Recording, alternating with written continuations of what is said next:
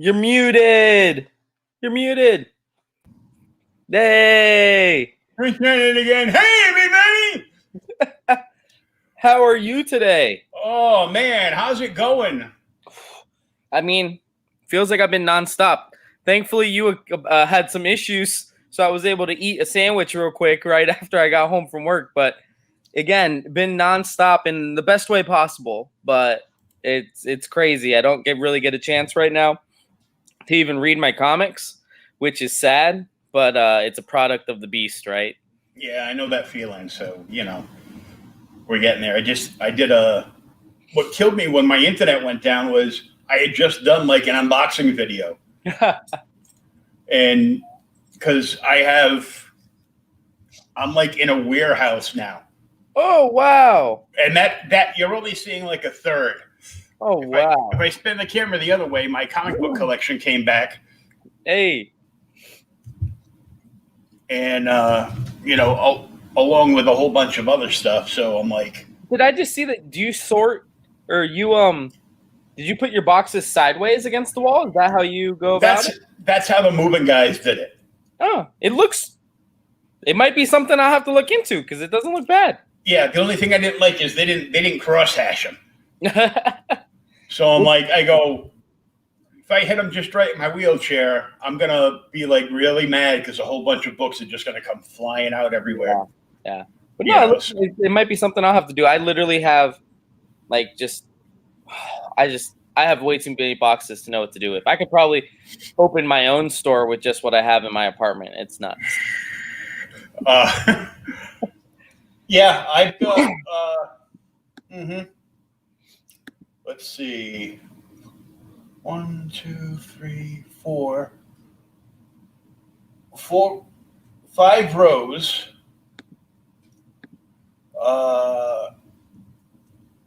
5 rows across times 3 deep. Mine are 4 rows across, but I go 4 rows high, and I cross them every time. But it's a lot, man. And I still have 2 long boxes. I hate long boxes. I will never buy long boxes again. But from when I first started my collection, I still have 2 long boxes that I need to get into short boxes because they're like the worst. When you move and have a long box, it's the worst thing in the world. Mm-hmm. Yeah, I know. The movers were telling me that. Yeah. So what have you been up to? What do we got going on? We've been going through stuff and finding all kinds of cool stuff, like a Golden Age Big Little book. What? Mandrake the Magician? What? Looks like it's in good condition too. Mandrake the Magician. Yeah, it's in good shape. It's all attached and everything. Take my glasses off so I can read the print. 1946. Wow. That's almost as old as Pops. I had to get back at him. He popped into my unboxing video and yelled, "Get out of my boxers." Like, relax, I'm just cleaning out the cobwebs, buddy. Oh, man. I found a bunch of other Big Little books from when I was a kid from the 70s. Was that Spider-Man? Spider-Man, and I got a Popeye one, and further over there I have a Fantastic Four that I love and started reading again, and a Batman one. I So didn't even, that's so awesome. I didn't even know they did those back then. oh yeah, Because right now, one of the things I think are really cool, and I don't think they'll be as collectible as that, but I remember when I was a kid in the 90s, little golden books were like the thing, you know? There was like everything was in a little golden book. And they're doing comic book characters in little golden books now. They're not done panel by panel like a comic book, but still, that's a really cool way to introduce a little kid to Flash or Spider-Man or something like that. So I'm really like, yeah. It's like one page of oversized text, and then like a picture on the opposite page. Yep. And the book is real sturdy, so you can kind of like this. Yeah. Exactly like that. But the book is so sturdy, so it's not going to get broken when your like 3-year-old is like, I mean, I gifted one to my 2-year-old nephew, and I know he's probably like, I can't give him a comic book at that age. They're too young they're going to just rip it up. So it's like, those are real cool things, I think. Yeah, it's, I'm surprised there's no tears or anything in the Mandrake one. Were they in bags and boards or anything, or was it just out raw, like where you got in the box? No, just out raw like this. All right. They were made well, and they were all printed by the Big W. Oh wow! Holy that spine looks real good. Me. Holy cow! And 79 cents. Holy cow! And that's back when the like a regular comic was like 12, 15? No, I'm not that old, dude. I know I look that old, but so are we talking 25 cents then? What are we thinking? Yeah, like 25, 30, 25, 35 cents, between 25 to 35 cents. Okay. Yeah. Okay. So like comics. Like mid 70s. So yeah, but it was like, thick, and it kind of forced you to read kind of like a chapter book. Yeah. Because like, I mean, I'm not gonna lie, man. I never liked reading as a kid. I would read things that interested me, and granted, so I'm first generation American, so my family did not. There was no comic book love prior to me, so I didn't know much about comic books. So when the only type of reading I really liked doing growing up was, so I'm a big fan of Resident Evil and zombies, and they made the Resident Evil video games into a novelization. So I did read those, and I mean, they were meant for young adults. They weren't very difficult reads, but I like those. And that should have been my like thought process. Like, oh man, I'd probably like comic books, but I didn't find comic books until I was 24 years old. And I told this story the other day at Chuck. I was Googling in my little cubicle hobbies, like a new hobby I wanted to pick up. I was like, video games is fun, but it's social. I wanted something I could do by myself. So I Googled like, oh, new hobbies, and comic books came up. And I was like, and I had no idea Wednesday was new comic book day. I had no idea. It's a Wednesday. So I Google new comic books coming out on this day. And it was the beginning of DC Universe Rebirth. And that's a Flash story. And man, I've been in love ever since. But like, I don't know, man. Comic books, there's just, and now I go back and read old stuff like George Perez, Marv Wolfman. And I love it, man. Lin Wein's Swamp Thing and stuff. Like, it's just phenomenal to me. Well, I do the other podcast I do with Thomas Hewlett from Outright Geekery. And once a week we do a podcast. You'll get a kick out of this. We are both Gen Xers, but the CEO of Outright Geekery is a youngin'. So every time I disagree with him, he's like, yeah, whatever, boomer. So Thomas and I, we're going to do a podcast together. I go, dude, okay, I already know what we're going to do. We're going to call it Okay, Boomer. And all we're going to do is hit the spinner rack and, deep dive and review like, old books and mags and stuff. And that's what we've done. So, because I do the ordering at the store, it's actually real interesting to see how much good stuff DC and Marvel does not have in print currently. Mm-hmm. Like, how many good stories by great creative teams?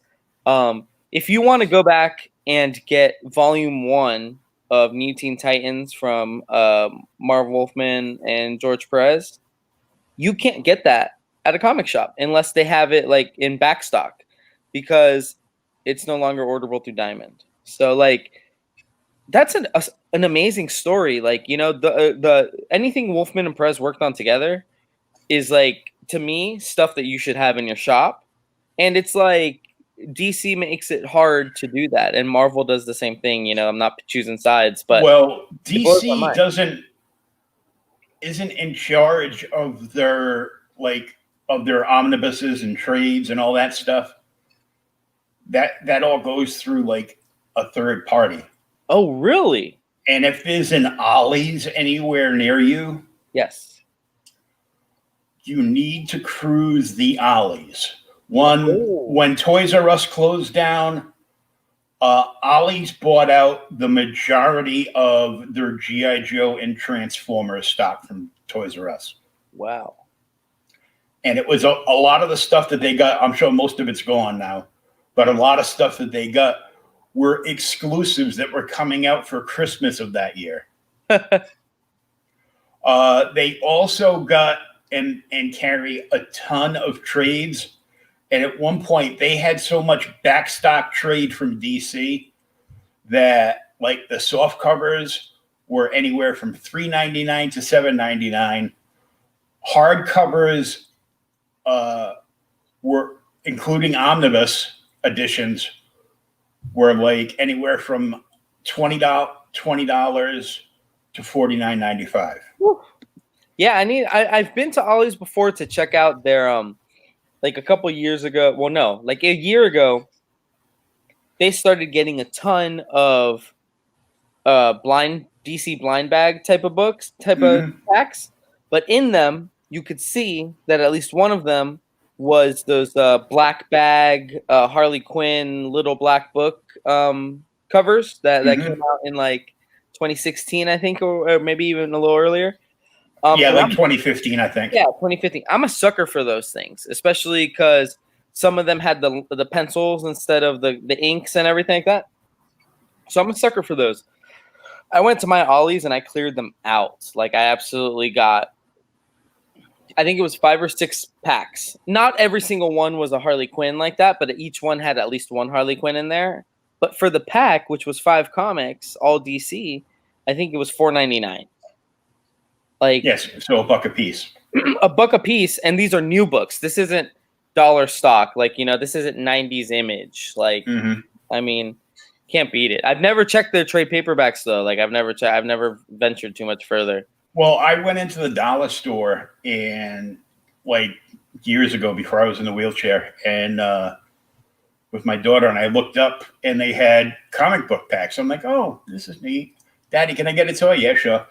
And I look up, and one of the books in like the 3-pack, and it was like $2.99 for like the 3-pack.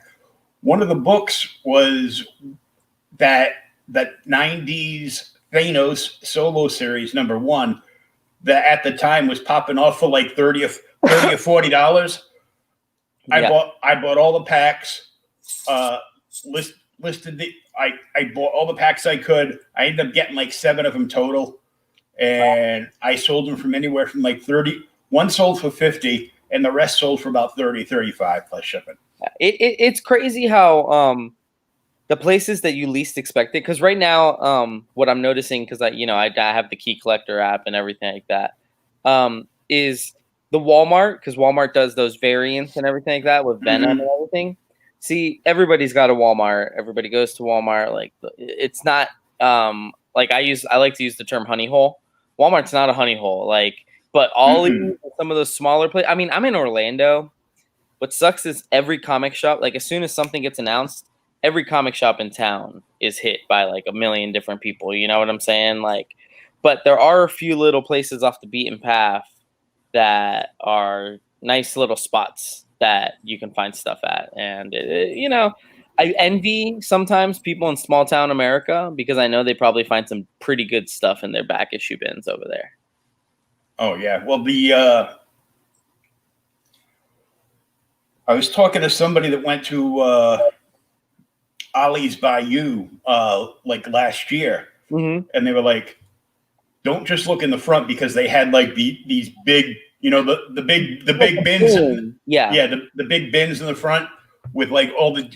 There was a DC one and there was a Marvel one. yeah, So people were hitting these things up, and of course they were trying to hit these up, thinking people couldn't get these at like a cheaper price. So buying them at the cheap price and making like $4 or $5 a piece on them, trying to sell them on eBay. But he goes, what people don't know is the bins are in the front, but Ollie's has like a straight up like book section. yeah. So if you go he went into the book section and he bought one of the original printings of Infinity War, the omnibus, for $25. Woo. Yeah, I need to get myself in an Ollie's then because I personally I work in a store, man, get a great discount and everything, and I can't get my hands on a volume 1 of the New Teen Titans Omnibus because it's not orderable through Diamond. 2, 3, 4, the rest of them are. So I need to check out Ollie's, see if I find one because like they're on eBay and they're not crazy expensive, but Yeah, I'd rather be able to walk into a store and buy it brand new. Like Barnes and Nobles will probably have it because they get it from a different distributor. Yeah. Well, funny story about Barnes and Noble. We're right near a Barnes and Noble. Like there's a mall across the street from us, and there's a Barnes and Noble that anchors that. And we're a bookstore. They're a bookstore. They get stuff from Penguin Random House. We get stuff from Penguin Random House. So for like 6 months during the pandemic, I guess something went down at UPS that they were messing up the labels, and our books were getting sent to Barnes and Noble, our comic books. And oh damn! thankfully Barnes and Noble's right down the road, so they're like, "Yo, your books are here. You want to come get them?" Like, But it was like a nightmare, and it wasn't Diamond. Like as much as I want to blame Diamond, it was not Diamond. It was UPS. I guess at the shipping center, once it gets to Central Florida, they slap a thing on it that like tells you which truck I guess it's supposed to be on, and they kept slapping the mall truck sticker on ours. It was a pain. But segue, good segue.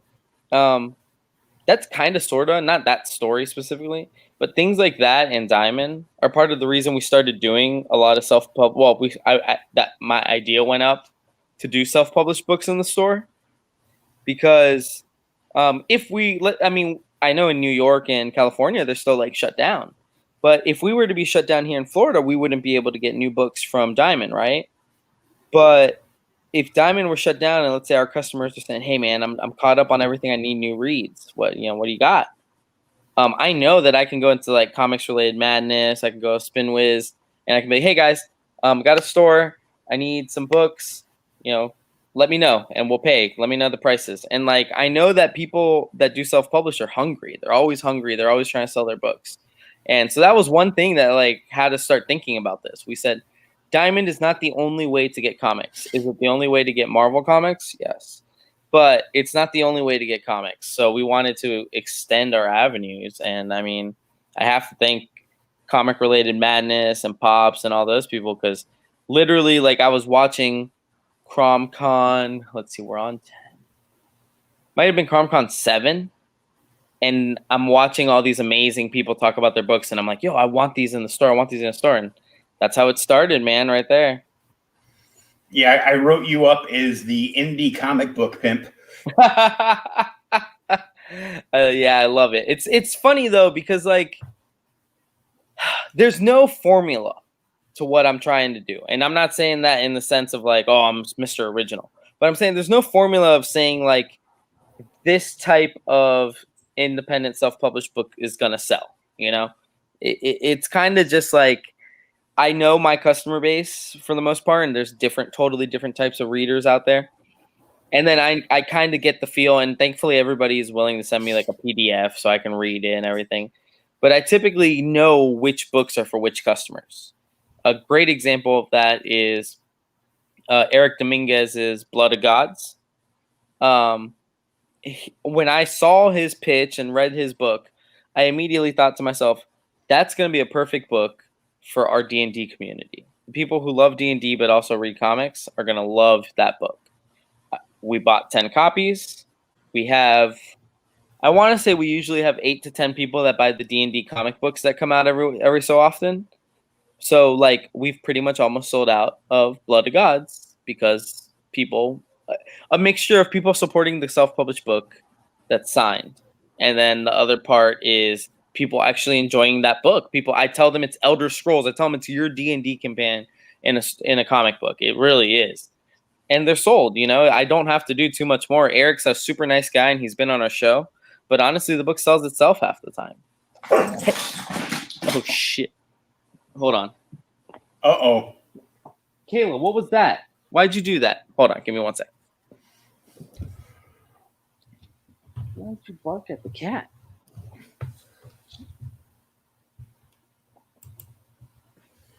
That's not nice.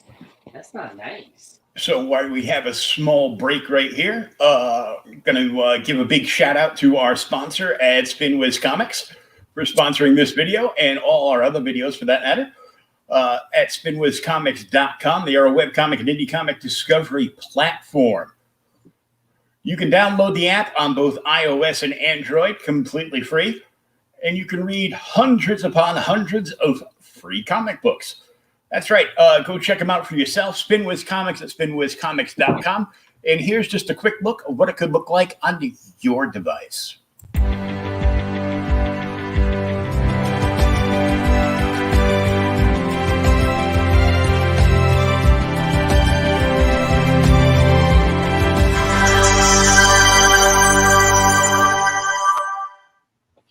Hey, perfect for a commercial. Good job, Doug. The guys on SpinWiz are awesome, by the way. So yeah. Oh yeah, and we want to give a big shout out to somebody that was at the shop that Denny works at, the Collective down in Florida, Jonathan Hendrick, who has a new Kickstarter coming out. It is issue 3.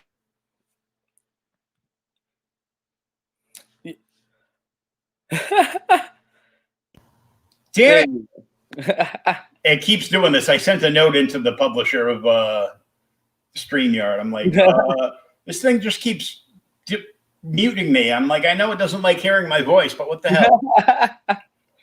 But yeah, John, Capable 3 is on Kickstarter. Mm-hmm. He has packages that give you 1, 2, and 3 if you're behind. But Capable, man, people make fun of me because they say that I like hype up John way too much. But like I don't know what it is, but every book that John's ever sent me at the store that we've read and carried, I've absolutely loved. Like, this is no like BS to just sell you a book. And they've always sold out too. Like, this is also not BS. So I just love John. But Capable 1 and 2 is phenomenal. And it's an awesome concept that I think John knocks out of the park. And I can't wait to see what he does with issue 3. And there is going to be, we're doing at the store an anthology, like a store anthology. 4 creators or 4 teams are on there. They're having 4 short stories in there. John's is actually a story straight out of Capable. Like, it's not in issues 1, 2, or 3. It's a backup story featuring a different character, but it's going to be on our Kickstarter. We're not launching until like February or so. We're going to wait till everybody else has their things out of the way. But we're working with Jonathan Hedrick on that. His artist, Gino, from Capable. Wendy, who is Chuck's wife, Wendy Gale. Mm-hmm. We are also working with David Galliano and Travis Gibb. How could I almost forget Travis Gibb? We're working with Travis Gibb. So I'm super excited for that because that's going to be our first Kickstarter that we've actually ran as a store. We've supported a lot, so now we're excited to do one. Cool. Hey, Perry Comics. We're on with Danny the Indie Pimp Morales. I'm just, dude, I'm just excited to sell, like, to work in comics, man. Like, when I was a kid, it's like, I was born in '91, so I grew up loving video games. When I was a kid, I used to visit my local GameStop because I lived right by the mall, and I would always tell my brother, like, man, I want to work at GameStop. I want to, like, that was my dream, you know, like, kids want to be firefighter. I wanted to work at GameStop. And my brother, like, humored me, like, you know, he'd be like, oh, it's all right. And, you know, I grew out of that and everything like that. And I clearly don't want to work at GameStop anymore. But I've kind of, like, found this whole newfound passion at the comic store. Like, and it kind of does remind me of what I thought, what as a kid GameStop, like, was to me. It's like this place I can go clearly buy the things I love, you know? But it's way more than that, man. When you go to your comic shop, or at least when you go to your comic shop, you should be able to go in there and just talk comics, talk geekery. You know what I'm saying? Which is what I used to do as a kid at GameStop. I used to go in there and be like, oh, what new game and this and that. And we try to embrace that, man. We if you want to spend 15 minutes doing your FOC, we're about it. You know, we'll sit there and we'll be like, yeah, this sounds really exciting. This maybe isn't, you know, and we'll be honest with people. And they're like, based on you liked this, so you'll probably like this. And like, that's fun for me, you know? I mean, it's work, but it's like, I used to sit in a cubicle and do the same spreadsheet 78 times a day. You know what I'm saying? Like, do the bloop, doop, doop, doop. So like, to be able to talk to somebody passionately about something, but not just I love, but they love, I mean, dude, you know how people say, like, oh, do something you love and you never work a day in your life? This is probably as close to it as I feel like I'll probably get. You know what I'm saying? Like, it's work, and I'm on my feet. But I mean, it's awesome, man. I mean, I worked all day. I stayed like 2 or 3 hours past like what I was scheduled to, because stuff needed to be done before tomorrow. And I come over here, I grab my chicken sandwich, I eat it, and I jump right on a podcast to talk about comics. You know, like, what's not to love, dude? Yeah, I know. I actually, I used to work at my LCS multiple times, you know, prior to the chair, of course, because my electric chair doesn't fit in their door. So really? Yeah. Oh. Because they're not in like a regular store. They're in like one of those strip malls that was built to be offices, not stores. Yep. But you know, he'll mail a lot of stuff to me if him and the family are coming up to visit me, which doesn't happen too often because they got an 18-year-old son, and you know, he's got one of those things called a wife that are always finding stuff for you to do. That'll do it to you. That'll do it to you for sure. But I mean, yeah, it's like so before I got, this is actually really funny. So before I ever became an employee there, I was clearly a customer, you know. I had a sub at a different store. I'm not going to say anything. I had a sub at a different store, and it was just the closest store to my house, right? That's how a lot of people pick their first LCS. That's how most people pick their permanent LCS. Closest one in proximity. And I had my sub there for like 2 or 3 months, and I was going in like weekly, like every week, to pick up my books and adding more books every time and stuff like that, you know? And like 3 months in, and literally it's the same guy that I've put in special orders with and everything. And he still doesn't even know my name. Like, I'm at the register, and he's like, oh, can I help you? And I'm like, oh my God. All right. So I canceled my pull. And like, I hate to sound like a brat, like I expect too much, but like, you know, that's what I want from a small business, that type of, especially if I'm coming in weekly. So the store that I work at, the Collective, which at the time was a different store, just opened with a staff of 2 people. That's it, 2 people. And I go there and I buy a couple books. I don't start a sub. Next time I go in there, they call me by name. And that's it, you know, boom, I started a sub, right? Well, that guy that that guy that was there that remembered my name from the very first time, he was the man, eventually became the manager. He was there for a very long time, eventually went to his dream job to work for Wizards of the Coast. But I aspire to be him. You know what I'm saying? I want to give somebody the experience he gave me, you know, which was, holy cow, this is the coolest place I've ever been in the world. You know, this is adult Chuck E. Cheese. Like, and so that's really what I want to make the store. And I love that Brendan has that same vision. Brendan, even though we're not right next to Disney World, Brendan's vision is to become a destination store. Like that people who come to Disney World say, I'm going to make the 25-minute trip to the Collective. Like that's our goal. And we're going to get there. I know we will. Well, I got to tell you, every show I do with, you know, any creator, the Collective always gets mentioned. Along with another store, because I know 2 stores, and I always ask them, I go, so are you actively seeking stores to get your new books put into that haven't been in the past? He's like, yeah. And I'm like, well, there's 2 stores I know of. One is the Collective in Florida, and the other one is Jen King's store, Space Cadets in Texas. Yeah.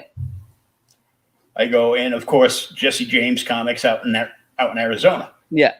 And I go, they're all big supporters of indie. They all got like huge indie sections compared to what most people have. Sure. You know, most stores, like even we don't really have an indie community in my store. Mm-hmm. It's like certain people pick up the oddity here or there. So he'll order, like, it's going to be something that really appeals to him for him to like even order one shelf copy. Yeah. No, and I understand. Yeah, and that's to put up there, but that's why indie is kind of that what's called that like diamond in the rough kind of thing, you know? Yeah, that niche. Yeah, it's the needle in the haystack.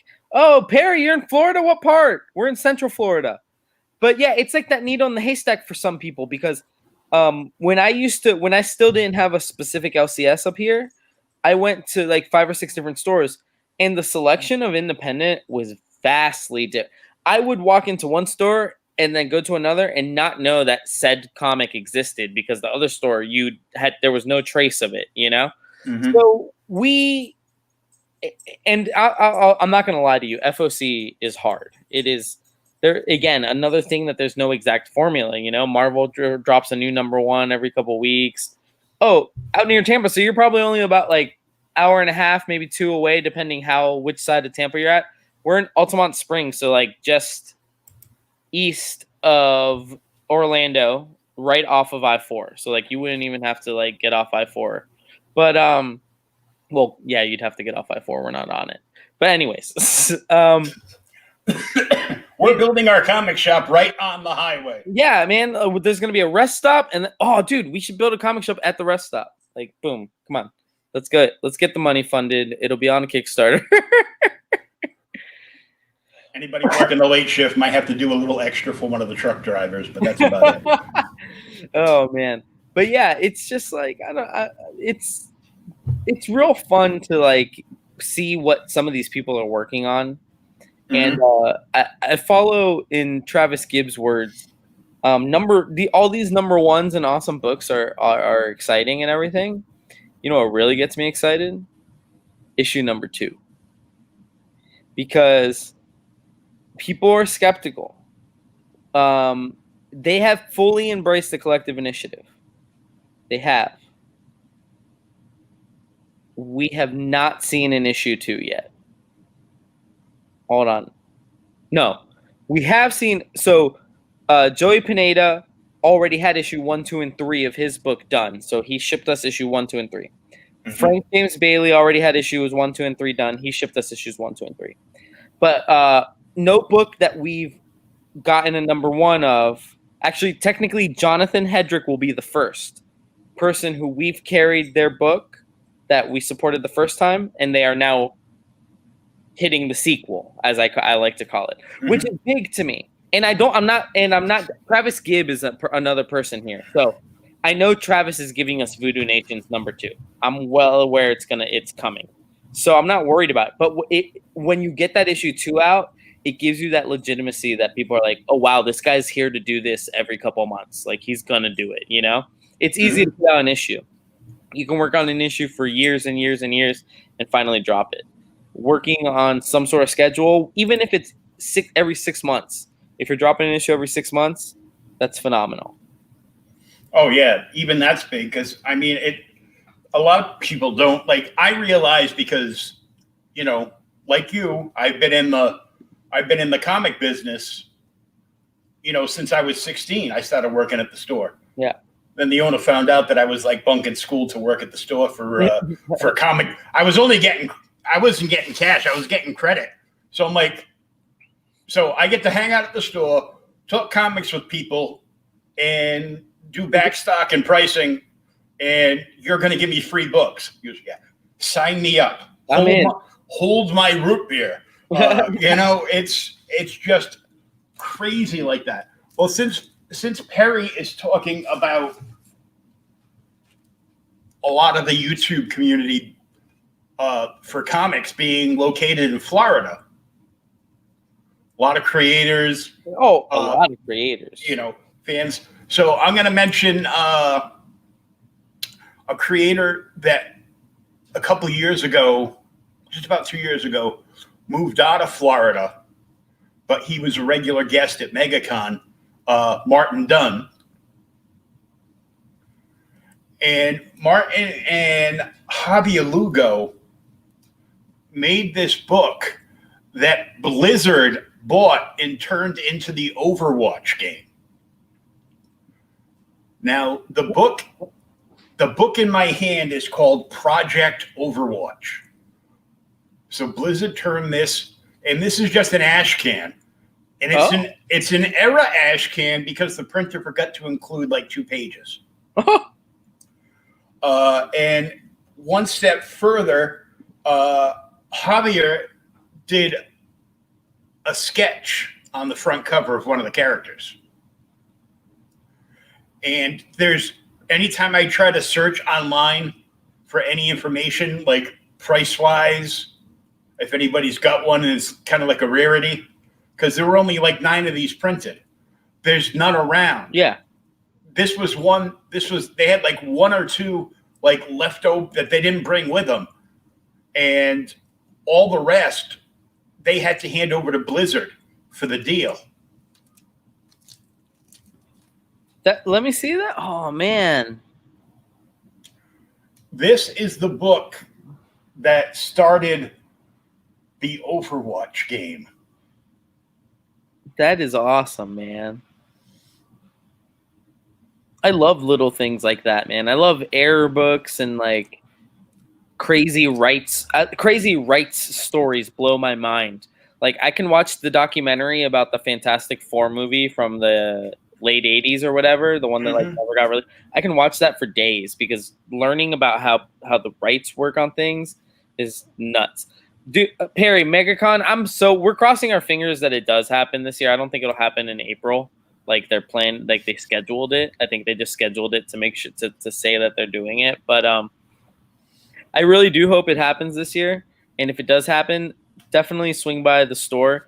By the time April hits, we will be in the new store, which is twice as big. And I really can't wait. It's crazy because it's all going to happen at once, but I really can't wait to get to the new store so we can lay things out. But I'm sitting here like just thinking about how busy today was. And I'm like, when are we going to find, we'll find the time.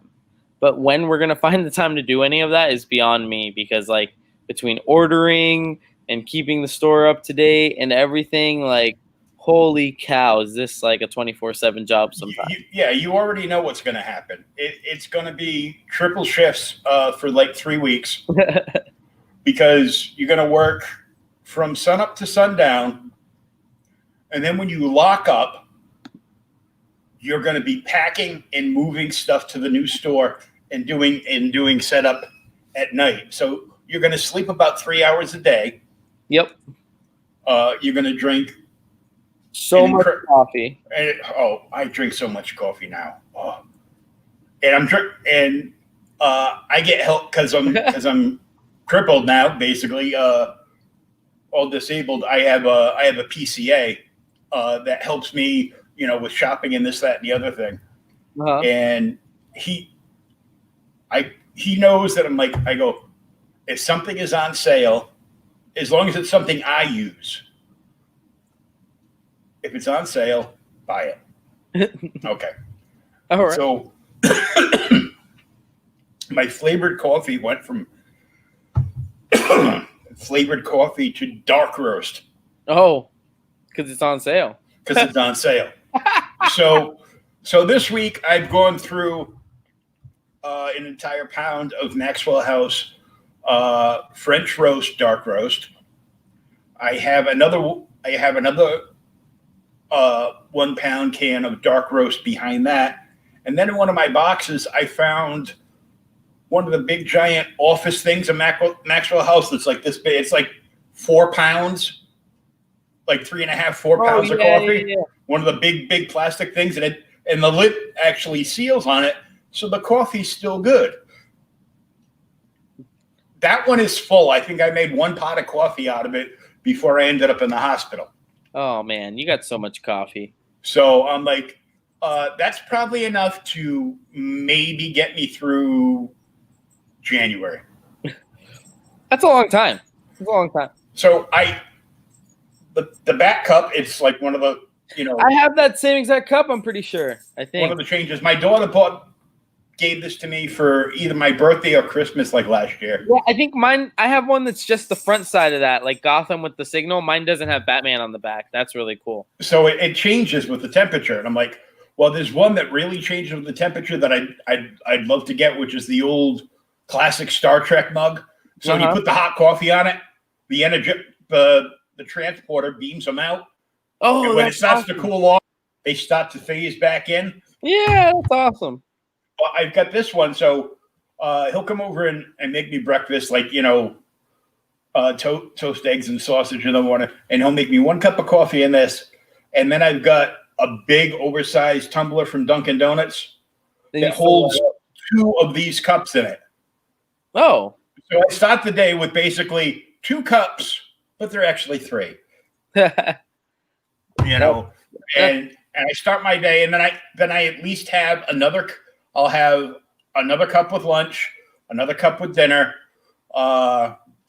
maybe 1 in the middle. And every time I come on to do anything, whether it's an unboxing or Creators Outlet or OK Boomer, what have you, I make like another coffee. I'm like, okay, I'll be right there. Just let me make another coffee. That's awesome. I can't do that much coffee. It ruins me. It absolutely does. Perry, we are on Instagram. The store is The Collective. On Instagram, we are at Collective CCG. So really simple. Let me see if I can put it in the chat here. And also, Perry, I put the link for the Collective's I want to say web store, but website. Yeah, which is thecollectivecomics.com. That one's an easy one too. Yeah, I put that's in the show notes, either up above or down below, depending on where you're watching us. I know you're watching us on. He's on YouTube, I think. But yeah, he's watching on my channel on YouTube over at Creators Outlet. Commented it. While I'm talking about it though, if you are on the web store, we just dropped this bad boy the other day. This is a store exclusive for Adam Barnhart's shit show, which a lot of people are like, what the heck is that? Because I feel like I love Scout to death, but Scout, I feel like, did not promote this book that well. Shit show is literally if the show Shameless and The Boys just crossed over and had their own show. Rich McCoy, who's the main character, looks kind of like Homelander here on this cover, is like the most terrible person in the world, alcoholic, takes advantage of his kids by like making them work at, they have superpowers as well because he does. And he makes them work at or he has like a circus where they're the freak show or whatever.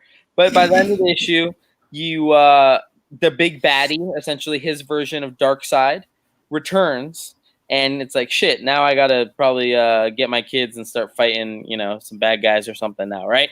So he can't keep just being an alcoholic. He probably will keep drinking, but he can't just be only an alcoholic. But we did a Goonies homage cover by the very talented Brian Silverbacks. And these are all exclusive to our store. Only 250 are printed, and we're only doing them at $9.99, which I thought was cool. We got a good enough deal from Scout that we can do them at $10 and still make some money and everything like that. But I thought that was cool. We're starting to do a little bit more store exclusives. We're not doing Marvel or DC store exclusives. We can't order like 1,000. We're not crazy, but we're doing them for cool books that we support. I actually just had a conversation with a guy that works at Mad Cave, and in 2021, we're really hoping to do a store exclusive with a Mad Cave book. We're not sure which ones. They're going to be dropping a lot of new properties in 2021, but we're excited to just be working with different publishers. And Travis Gibb opened the door to us doing store exclusives for Kickstarter books. So that's definitely going to be something we'll look to in the future. We're just excited to put our branding out there and, help other people. Because I know when we put in orders of 250 and stuff like that, like, that's awesome. That's got to be exciting to know that, you just sold 250 of your books. Yeah, and Mark London's the owner of Mad Cave. Mark London is amazing. He's written 3 or 4 of their books. But after his wave, he wrote the first original wave of Mad Cave books. The amount of talent and just genuine people that he's brought in has me, supporting Mad Cave 100%. Oh yeah, they're putting out some great stuff. Absolutely. And Scout has just been on fire. Oh yeah, yeah. Scout. They burned their way through the coronavirus. Oh yeah, Scout. Every week they drop 1 or 2 new books. I feel like, and every week at least one of them is an absolute hit. Mm-hmm. Literally last week I think it was Shit Show, Sam and His Talking Gun, and Red Xmas, which to me, all 3 were really good, but Shit Show and Red Xmas were great to me. Those were great, absolute great reads. So I love it, man. And to be fair, this is the 3rd comic store I've worked at now, over the course of 7 years or something like that, because I went to the cubicle job in between and everything. This is the only store for sure that I would find Mad Cave books at. And this is the only store that would carry as many Scout books, I think, in our area, I just did the order for January for Scout. Every book. And are you guys doing direct orders to Scout or direct? We do because the whole Diamond thing. They're not good enough for us yet. Well, no, Diamond, and you want to hear what's funny? We put in, was it Phantom Star Killer? So we ordered a good amount of Phantom Star Killer. For whatever reason, I don't know why. I just felt like that was going to be good, and it was. It's hot. Yeah, but we ordered a lot. But for whatever reason, and probably because I knew I wanted to order Phantom Star Killer, I ordered it through Diamond as well. Okay? And I forgot about it because Diamond makes you order it 3 months ahead of time for Scout. Mm-hmm. So I ordered it, and I totally forgot about it. So our Scout books come a little bit earlier than the Diamond shipment because they're right here in Florida. Gets here. Mm-hmm. Literally, he can do non-priority shipping and gets here in 2 days. So I already had my Phantom Star Killers. I counted them out. I was super happy, right? My Diamond shipment gets here on Tuesday, and I forgot that there's some Phantom Star Killers in there. Every single copy damaged, including a VHS copy, which was worth $80. From Diamond. From Diamond. None damaged. So we report them damaged, right? We report them damaged. Oh, sorry, we're sold out. We can't give you any replacements. We'll just credit you. Thankfully, we order through Scout directly. But if not, we would have literally had 0 copies for our customers. And that sucks, and that scares me, We don't have diamond reps anymore. I think only like the top, like I think it was like 40 accounts or maybe even less have diamond reps now. Which those accounts are all like the Midtown Comics of the world and stuff like that. So we don't have reps anymore. But I know my guy. I know who I'm going to talk to at Scout every time I have a question or I need something answered. And I know who I'm going to talk to at Mad Cave every time I have a question and I need something answered. I literally just texted the guy from Mad Cave the other day and said, hey, you have the final issue of Dryfoot coming out next week. Can you double check your computer and make sure that I have some coming on my way? Because I don't know where my invoice is. Within 10 minutes, he was hitting me back. Yep, you got 5 coming back. You got 5 coming your way. They're going to be out in the mail. You don't get that service with Diamond. You don't. So it pays, and actually the discount's better, but it does. It pays to do it that way. It does.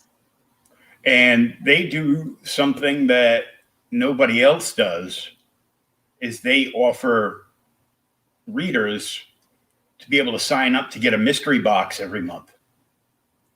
Well, and it's the funny thing is their mystery box, it's not even that much of a mystery box in the sense that it's everything they have that month.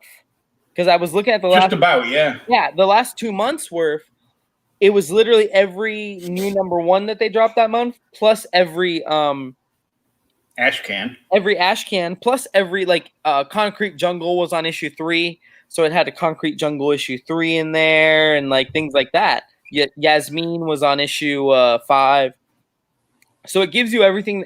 I want to say it's essentially everything that comes out in the month that you buy it for, or whatever. They're giving you everything that came out at a way bigger discounted price, because you got to think about it. Every one of those books is $4 to $5. Yeah, and you're getting like a dozen books don't forget the ash cans are like 15. The ash cans sometimes aren't even for sale to the general public unless you do that box. Unless you do the box, or if you're quick enough to buy the ash can exclusive through the web store. Yes. And there's one other way to get them. Since we already mentioned Jen and JJ from the Comic Book Shopping Network, which I am now a member of. Hey. Because I'm not there selling; I'm just there buying. Yeah. But when Scout made the announcement that they had just done an exclusive deal with CBSN, making it so that any store in that network could get exclusive, a CBSN exclusive cover for every #1 in every trade that came out from that day forward. So they get that. All the ash cans that come in are exclusive covers to them. And I mean, that's where I bought all my Phantom Star Killers. Yep. And I'm like, and even them, their exclusives there are like only like 15. Yeah. So it's like, it's not bad. Anytime you can get an exclusive for under $20, I feel like it's a good deal, because like the average going rate for an exclusive cover from DC or Marvel is $20 to $30. So yeah, the average #1 from Marvel and DC is like $15 now. Jeez, don't remind me. Don't remind me, Will. You reminded me that I got to order and price these books. And they're doing that basically a big preview advertisement for $7.99 from DC that they announced, where it's got like a million Batmans, Supermans, Flashes, and everything. It's got it's like the homage to Darwin Cooks. What was the New Frontier, but the homage to New Frontier. Yeah. And all it is a sampler, but it's still $8. I'm like, get out of here. Yeah. Am I gonna buy one? Yeah, just on the chance that it's like somebody appears in the corner of one panel and the specs go all nuts for it. I'd be like, I'll sell you mine right now, $10. Here's the thing, like, remember, what book is it? JSA, not JSA All Stars. Oh man, I'm blanking on it. It's like Secret Origins JSA, I think it was called, or whatever. It was from like the late '90s, early 2000s. That was essentially a supplemental, like, informational book, right? But the first appearance of Courtney Whitmore, who is Stargirl, is in the back of that book in a yearbook photo. In a yearbook photo, because she's not drawn as a character, but it's the first appearance. So it's like sometimes things like that just happen. And I'm not gonna lie, that's a book I'm after. You know, I have every Stargirl key that besides that one, so like that's the last one I need. But it's annoying because it's not a book that was printed heavily because nobody cared. You know, like it's just it's annoying sometimes. That's why I like the indie community, because they don't print something or publish something. It costs them money to print and publish. So they're not going to print or publish something that's garbage to try to grab money because it costs them money. You know what I'm saying? I haven't seen an indie creator yet just put out garbage because he thinks it'll get funded on Kickstarter. You know, I haven't seen that. And now this isn't fact. This is just my opinion that whole thing of selling the Diamond previews section of Marvel from when they were first soliciting the first Miles Morales book is now Miles Morales' first appearance. That's not a book. That's a friggin' order form. And what jackass just paid $10,000 for an order form? That's what gets it. It's the people who pay it make it really bad because, you know, then there's allegedly a market, and once there's a market of one, it becomes a market of more than one. You know what I'm saying? And it was just crazy to me. Now, you actually have your first comic creator credits now. Yeah. It's not something I ever thought I wanted to do. But Travis approached me with writing a page for Cthulhu Invades Oz, and I was skeptical a little bit because I was nervous because I like Travis. I feel like I'm good friends with Travis, so I didn't want to let Travis down. That was my number one worry. But I knocked out the page. Brian Silverback's about wanted to kill me because I went 9 panels and we lowered it down to 5. But oh man, he hates panels. So 9 panels was not his cup of tea. But I'm happy with what came out. He has the original of the owl that he drew for the page, so I'm definitely gonna buy that off him because that has to go on my wall because that is gonna be my first credit. But it's funny because, again, not something I ever thought I wanted to do, and now all of a sudden I got like 2 or 3 people asking me if I want to write like little backups and things like that. So yeah, man, I'm excited. I'm gonna write a anthology piece for Luke Stone in a anthology seasonal book that he has going on, and it's going to be the first part of this like a little anthology. He said to write it open-ended, and I have an idea of what I'm going with, and then if people like it, I can continue writing it in his seasonal book. And then David Summy, I believe, is allowing me to write a kill page in his Naked Cannibal Campers. So I'm gonna get to. I was always a huge fan of zombie movies, and I know Naked Cannibal Campers isn't necessarily a zombie movie, but cannibals and zombies have the same style of kills. So I'm gonna go ahead and do that. I believe he said he could do up 2 pages, but depending on what I have, I don't want to go too crazy. I mean, it's a kill page, you know. I mean, let's not get wild, but and David's super talented artist, so he said he'd be willing to draw that for me. So I'm excited about that. And then this other project is something that I think is like it's in the very early development stages, but a guy named by Jake Estrada wants to try to build an anthology book showcasing Hispanic and Latino creators and characters. So he's reached out to myself, David Galliano, because his fiance is also an artist and she's Hispanic. Jared LaJuan, who did Dryfoot for Mad Cave.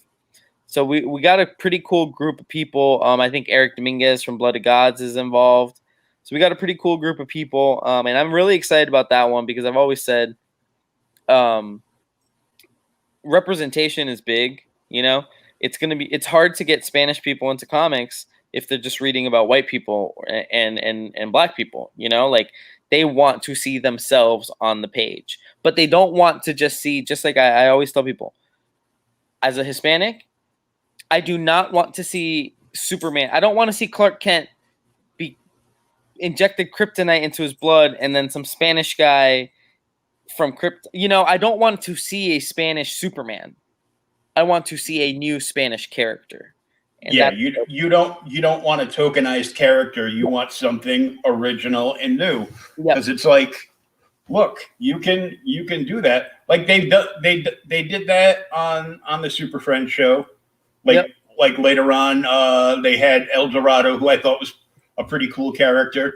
Yeah. And to be fair, Vibe is a pretty decently cool character. Whether you look at him in the old comic JSA style or like what Flash was able to do with him, Vibe to me. So as a Hispanic and a DC fan, I feel like everybody assumes you love Jaime Reyes because he's really all you got. And I do love Jaime, I guess, but for me, it's Vibe because he's original. Jaime is just younger Spanish Ted Cord. You know what I'm saying? So I absolutely love the idea of doing something original, and I'm not necessarily doing a superhero in that book, but I'm just excited to do a character that can hopefully resonate, with people who went through what I went through growing up, and the judgment and things like that, because it's not easy. It doesn't get mentioned as much, but there are what would the word be? Challenges. There are challenges, especially when being first generation American. My mom couldn't even help me on my college application. You know what I'm saying? So I think that'll be a cool little piece to hopefully give to the world sometime later in 2021. Jake, I can't believe he came up with that idea. I'm really excited for that book, to be fair. Plus excited to work with guys like Jared and David Galliano, who I technically worked with David on Cthulhu Invades Oz. Like our names are all in the credits, but I came on so late in the project. I'm excited to actually start from ground zero with a couple of people there. So yeah, you get a page here, a page there.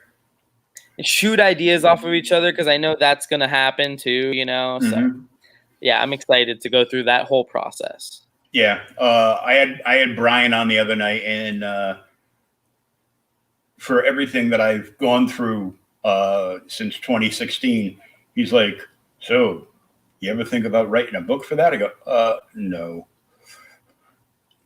Well, and the funny thing is, I actually mentioned to Brian once if he'd ever thought about writing a book about like law enforcement, because he has a little bit of a background. Brian Silverberg has been law enforcement, and he's like, yeah, but he wasn't a cop that long, so he says he doesn't feel like he has enough experience to like actually write a good cop book. He feels like real cops would be like, oh, this guy didn't experience nothing, But I think that, to be fair, maybe I'm just gassing up Brian. I think Brian would write a hell of a cop book, like something like on the lines of Bright, or like, I don't want to say Starsky and Hutch, because Starsky and Hutch is super comedy, but like a buddy cop. Like I could see him doing a love-hate buddy cop book. I could totally see that from Brian. Oh yeah, easily. Yeah, that's his style. But he's got a lot on his plate with the whole Kara Prime thing, and there's lots of big things coming 2021 from Brian and that whole universe that he's made up. And he was dropping a few names of people that are going to be involved with doing certain things, and since he has decided that he will no longer be doing interiors for anything or anyone, he is exclusively doing covers because he hates panels. I believe it. But Brian is fun. The thing about Brian is a character. You know what I'm saying? Like you get You get silverbacks when you ask for silverbacks, and but he's such a fun character to just be involved in your project. Like we were so happy to do the cover with Brian, not just because Goonies homage and because he's talented, but because we knew Brian was going to be excited about it, and he was going to be up in Atlanta talking hype about this book down here in Orlando. I mean, that's what it's all about, cross promotion. We carry these books, people, we tell people we have the books, but then you guys also tell people, hey, my book is at the Collective, and that's all we ask, but it makes everybody happy, because we're selling it to our customers, and hopefully maybe if you have a fan, like let's say you're in Texas, like Joey Pineda and Eric Dominguez, but they have somebody that's been following them on social media forever and they're in Florida, boom, now that person has the book in their backyard. I mean, it's pie.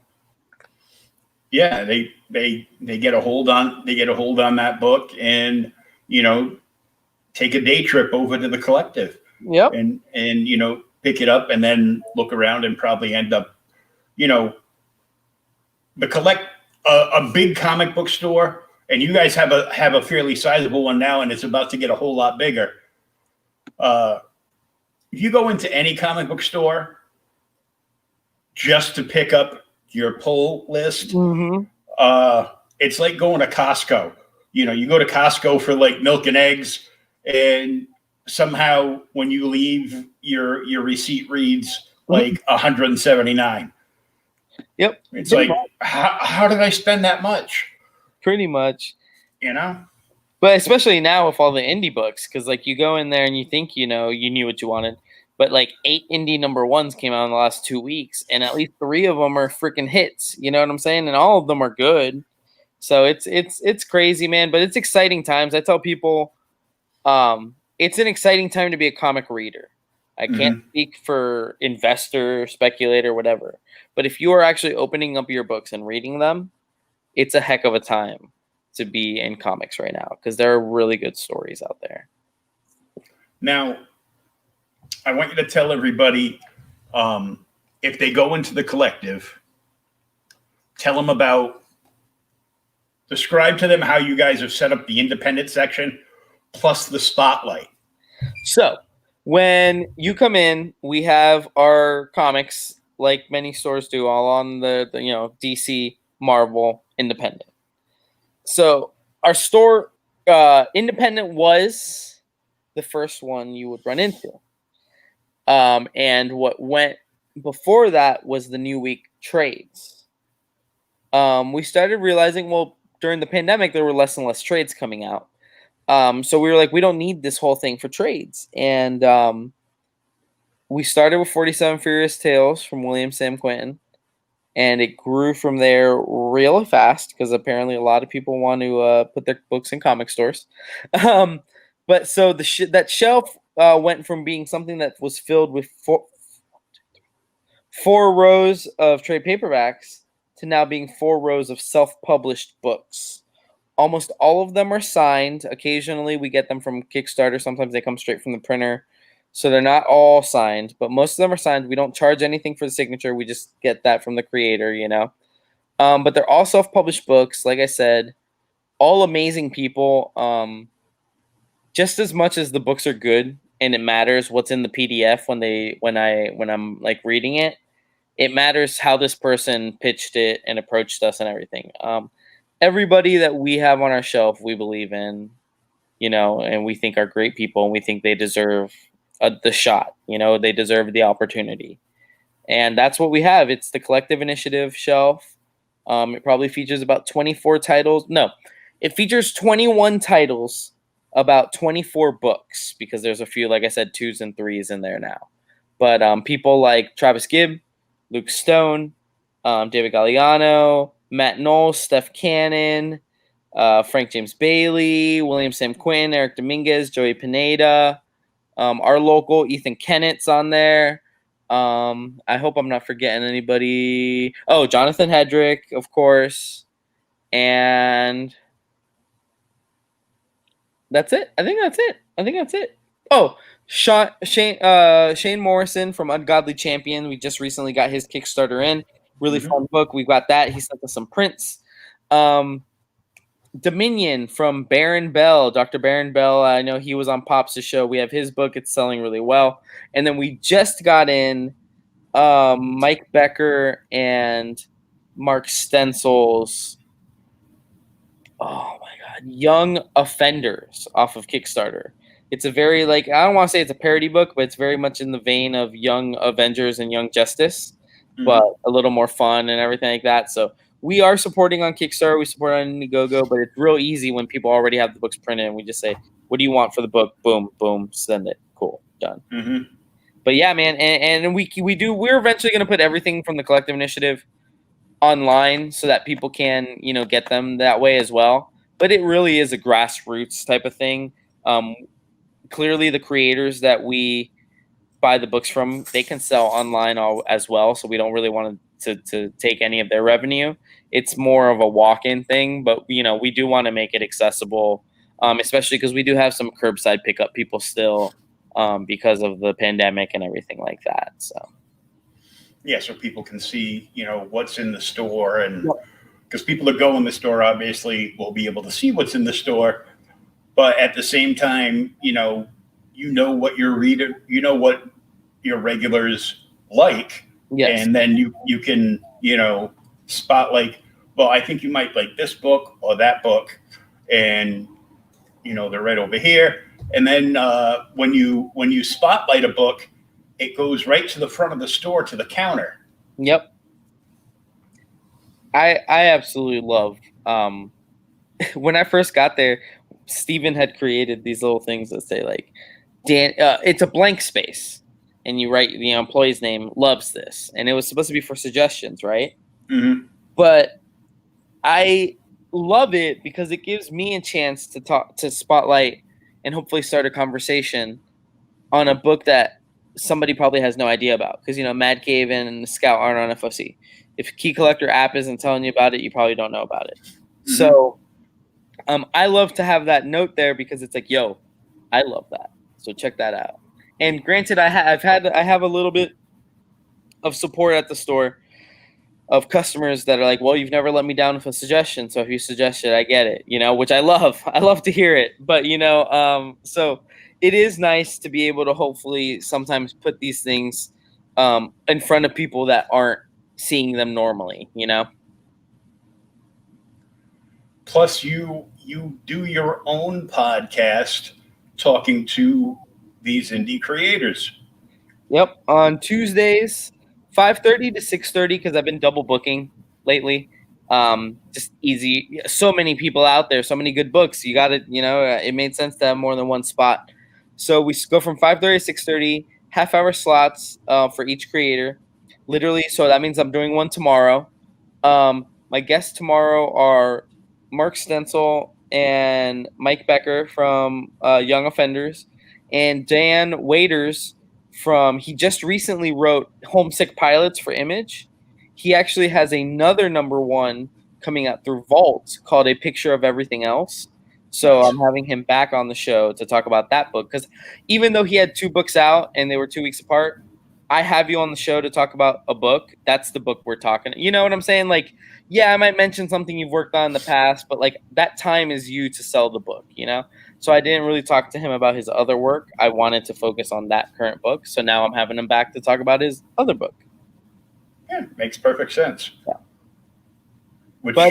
Which reminds me, I'm going to have Jonathan back on to talk about issue 3, now live on Kickstarter for that series. Because you'll probably have to have him back again after that to announce something really cool that we're working on with one of his books. That's all I can say right now, because I don't even know if I think he's announced part of it, but one day we'll come on the show together and we'll make a cool announcement, because we are working on something big. It's scheduled to release in April, so clearly there's some time still, but we've got something really cool in the works. Oh yeah, it's like, I can't believe we're like rounding the corner to the year of Mad Max. Yeah, well, by April of 2021, it'll be a year since I've been at the Collective, and I can't believe that's happened because it feels like it was just yesterday, It's almost anniversary time. Yeah, I know. I'm expecting big presents, Bren, Steven. I hope you're watching. Yeah, they're gonna schedule you for another 37 hours. I They couldn't. gotta move it. They get a store to move. I couldn't even. I asked. I made the mistake of asking Steven and Brent at the same time, but I'm like, hey, are you guys gonna need me on the 27th? Because that's my birthday. 27th is Wednesday. Unfortunate. And Brent's like, no, you're good. We'll be able to survive. And Steven's like, survive on a new comic book day without Danny? And like, I also do the auction on Wednesdays with them. So he's like, no, you just have to do your birthday on the 28th, man. We can't. So it's like, yeah, apparently I'm working my birthday, but it's all right. We love it. You're working your birthday, but you can have the day after. I mean, yeah. And well, I'll probably have like 3 days after. He'll probably. Yeah. It's like you cannot take a new comic book day off. I know. It sucks, but it's like you do the orders, you do the bringing in. Yeah, it's everything. People expect me now. I found this earlier, and because the plastic was so brittle, it got smashed.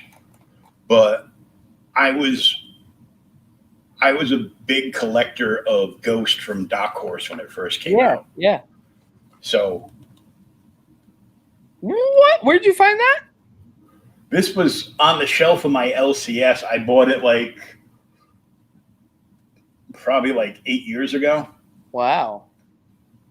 But it got, it's all. Oh, I mean, it's still in pretty good condition, all things considered. Yeah, it's got a big hole in the package right here.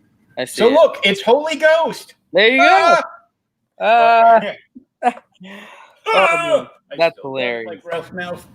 But it's got the exclusive comic in the back too. Oh, that is I was wondering if that was a comic. Yeah. Yeah, it's got the exclusive cover and comic of issue 1, volume 1 back there. That's awesome. So I'm probably gonna have, because it's all smashed up. So what I'm probably gonna do is I'm probably gonna end up opening this at some point, and I'll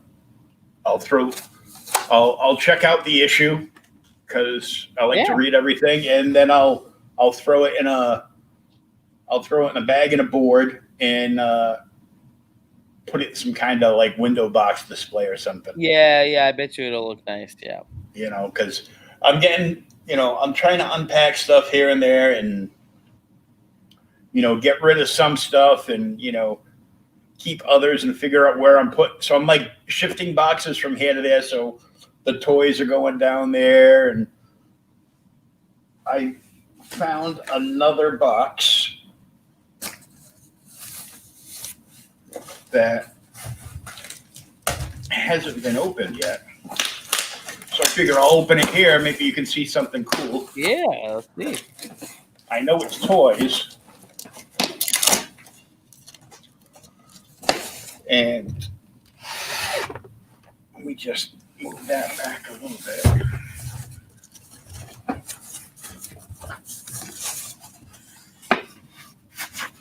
Little cardboard, more cardboard, all the separators for in between everything. Well packaged. Mm-hmm. Well, it's straight from the factory. I hadn't even opened this one. Oh, really? Yeah.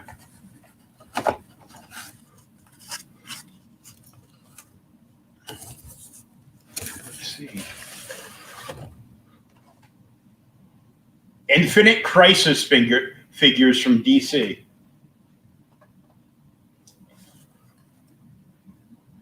Hey, that's funny. That's Infinite Crisis, and I was just talking about Jaime Reyes too. Because, like I said, I don't hate Jaime, I just don't love him. And that was where he first appeared, was Infinite Crisis. Mm-hmm. It's a battle damaged Batman. Ooh, that one's good. It's good detail. Huh?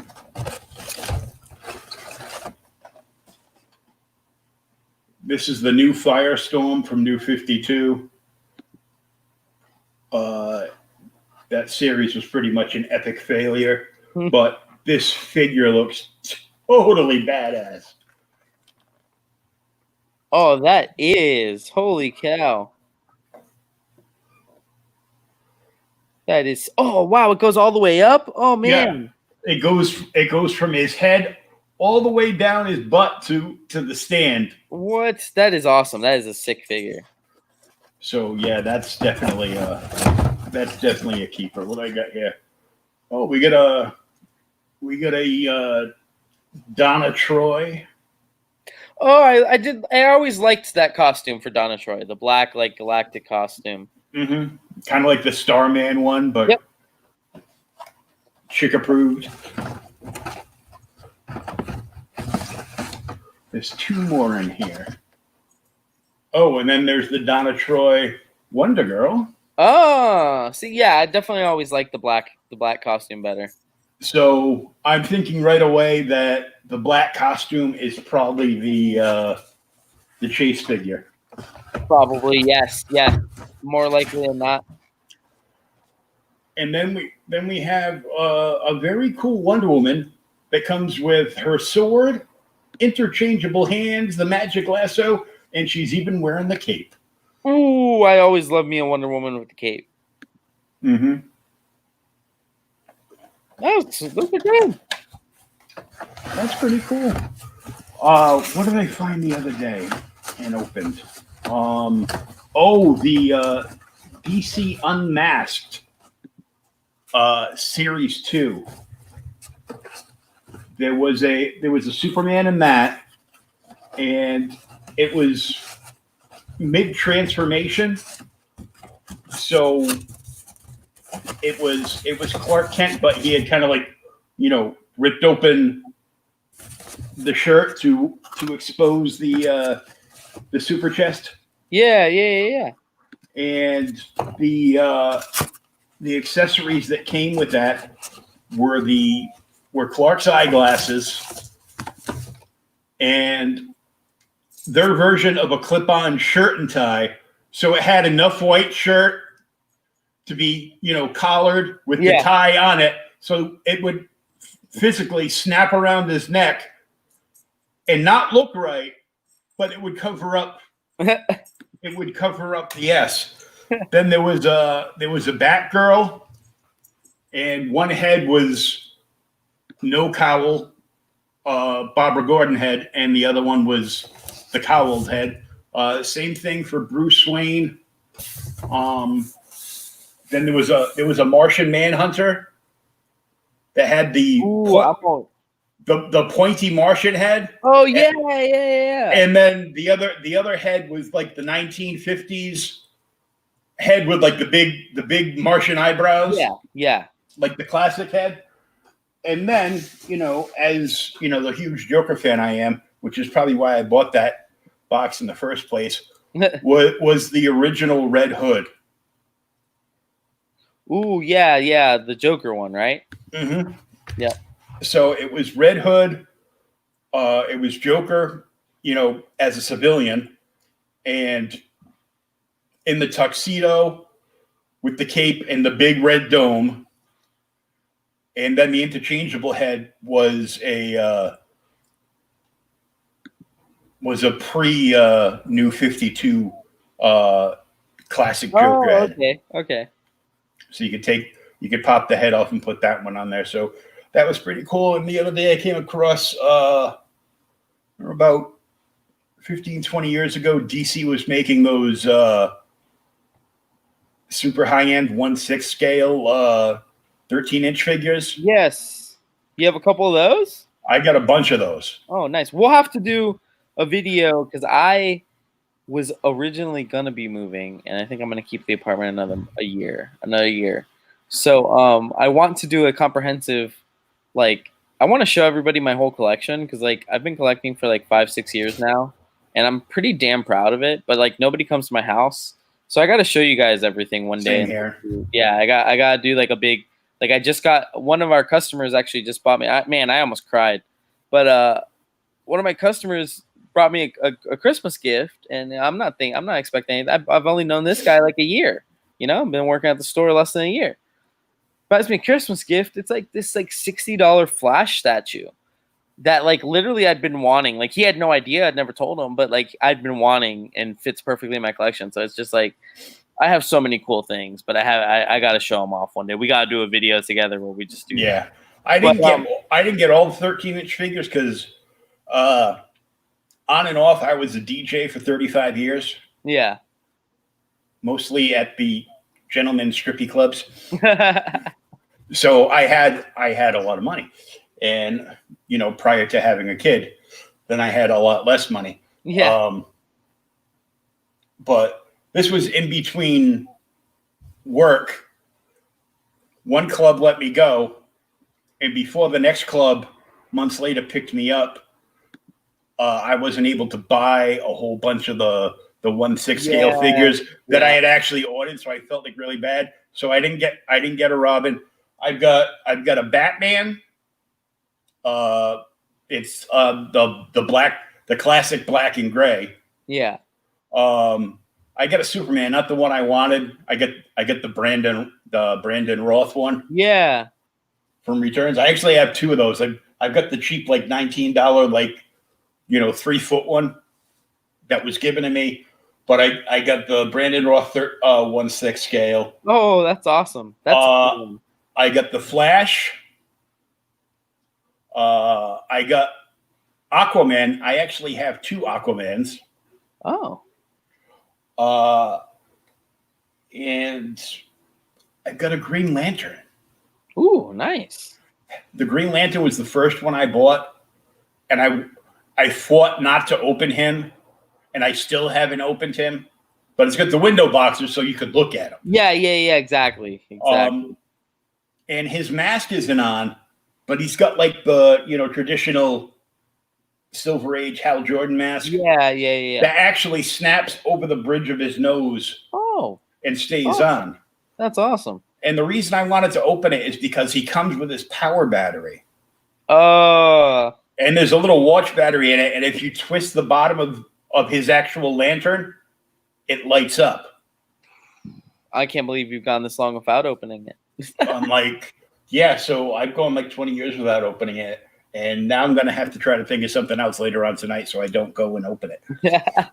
Oh, man. But, Will, I'm going to actually finish up my dinner, and then I got to open up the store tomorrow. We're opening up early because of Christmas.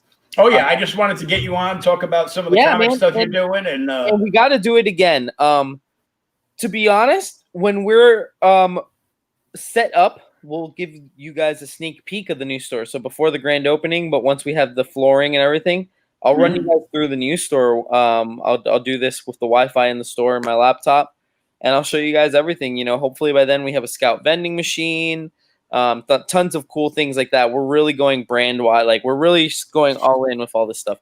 The Collective Initiative shelf should hopefully stand out even more than it already does. So I can't wait to share that stuff with you guys in March. So hopefully just like 3 short months. That'll be awesome.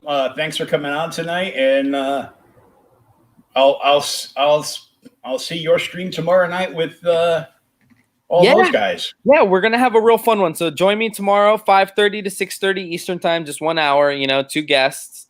Well, technically 3 guests: artist, writer, and then just writer. But yeah, man, we're gonna have a lot of fun. I always love talking to these people. I'm really passionate about these books. So if you can join me, that would be awesome. And I think I might see you. Pops is talking about having me on for the CromCon pre-show. So I'll probably see you around then, Will. But thank you. And I'm co-hosting the Saturday too. Yeah, so I'll see you then. But thank you for having me on, man. You have a good night, and if I don't see you, happy holidays. You too. Take it easy, guys. Thank y'all. Thank you. All right, everybody, that's going to wrap it up for tonight. I'd like to thank Danny Morales for joining us. Thanks to Perry Comics for jumping in the chat tonight again. And we will see you Wednesday night. We're shooting a little later this Wednesday, 9 p.m. Eastern Standard Time. And we're going to be joined by my buddy Nate from Slab Stands. And he's got a whole bunch of new stuff going on. And we're going to take a look at a bunch of his products and, see everything he's got going on and where you can find him on social media as well. Everything is in the show notes, either up above or down below. The website address for the collective is there. Danny put the Instagram for the collective in the chat. It's at Collective CCG on IG. And everything else, any more questions, you can contact me directly on Twitter at JokerFan, or you can contact me directly on Instagram at JokerFan1969. Till next time, this is Will. Peace, love, and